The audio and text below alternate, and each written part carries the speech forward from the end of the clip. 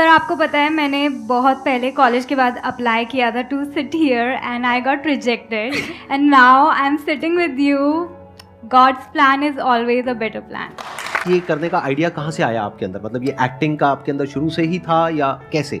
I wanted to be an actress. बचपन में सपने होते हैं बट देन वही है कि फिल्मी बैकग्राउंड किसी का नहीं है, मिडिल क्लास फैमिली, ये तो दूर दूर तक पॉसिबल ही नहीं है, छोड़ दिया सपना.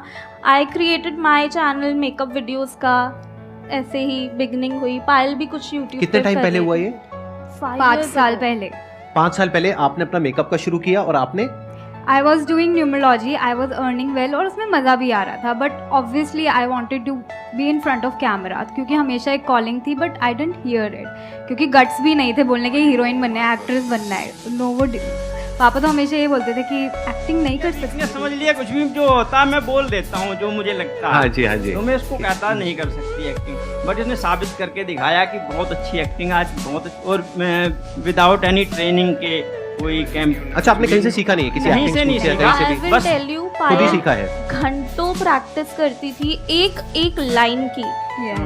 कहते हैं ना कि अगर आपने टैलेंट वाली चीज नहीं है, आप स्किल डेवलप कर सकते हो विद प्रैक्टिस. With practice. सबूत है पायल हमारे साथ. मैं एक्चुअली ना मतलब मुझे सिंगिंग भी बहुत पसंद है ना, एक्टिंग वाला भी बहुत पसंद है. तो मुझे बहुत से लोग बोलते हैं कि तुम्हारी आवाज़ बेटर है, तुम खुद की रील्स बनाओ, मतलब खुद के वॉइस में. सो इस सबसे मतलब लोगों का बात को अवॉइड करके खुद से अपना कैसे कर पाऊँ ये.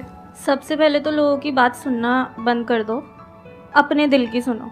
किस चीज़ में खुशी मिल रही है? मैं इक्वल मतलब हर चीज़ में थोड़ा थोड़ा मतलब सब चीज़ में थोड़ा थोड़ा करना है. तो दोनों करो. दोनों करो ना. और यूनिक भी हो गया ना, औरों से कुछ अलग करना पड़ेगा ना. देखो एक गाना चल रहा है, उसके ऊपर एक्टिंग कर रहे हैं, ये तो बहुत कॉमन है. ऐसे तो हजारों लोग लाखों लोग कर रहे हैं. आप कुछ अलग करो ना. आप ही की आवाज में आप ही गा रहे हो, आप ही एक्टिंग कर रहे हो, तो और इंटरेस्टिंग हो गया. ऐसा कम लोग कर रहे हैं ना. हमेशा ये सोचा करो अगर किसी भी क्रिएटिव फील्ड में जा रहे हो, कैसे मैं कंपटीशन से अलग कुछ कर पाऊं.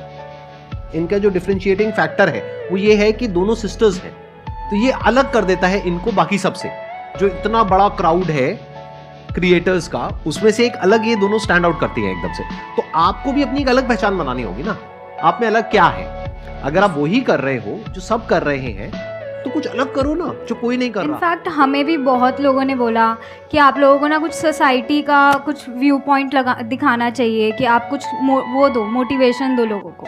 बट हमने उनकी नहीं सुनी क्योंकि हमें पता है कि हमें सिर्फ कॉमेडी करनी है एंड हमें सिर्फ रिलेटेबल कंटेंट ही बनाना है. अगर हम शिफ्ट हो जाते तो आज हम यहाँ पर नहीं होते, हमारा कंटेंट ही कुछ और होता.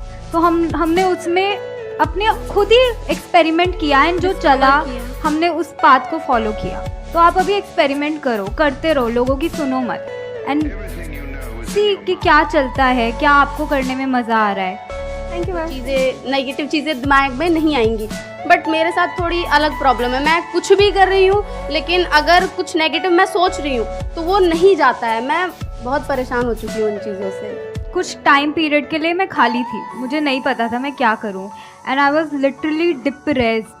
मैं चीज़ें तो कर रही थी but I was also crying all the time and I was like कि मैं इतनी स्ट्रॉन्ग लड़की हूँ बट मैं रो क्यों रही हूँ. मैं खुद भी अपने आप को पहली बार इस फेज़ में देख रही थी एंड आई वॉज क्राइंग. तो मैं क्या करती थी उन दिनों को काटने के लिए, मैंने ना कुछ टू डू लिस्ट बना ली थी कि मैं वॉक पे जाऊँगी, एक्सरसाइज करूँगी, अच्छा खाऊँगी, टिक टिक. तो ये कुछ कुछ छोटे छोटे प्रोमिसेस मैं अपने आप से पूरे करती थी ना, तो मुझे कॉन्फिडेंस आता था. ऑल्दो फेस डार्क ही था बट उसने मुझे कॉन्फिडेंस दिया कंटेंट बनाने का. फिर हम लोगों ने कंटेंट ऑब्वियसली बनाना स्टार्ट किया. तो वो एक छोटा सा पार्ट था but it gave me a lot of confidence. हर किसी की लाइफ में ऐसा फेज आता है, राइट?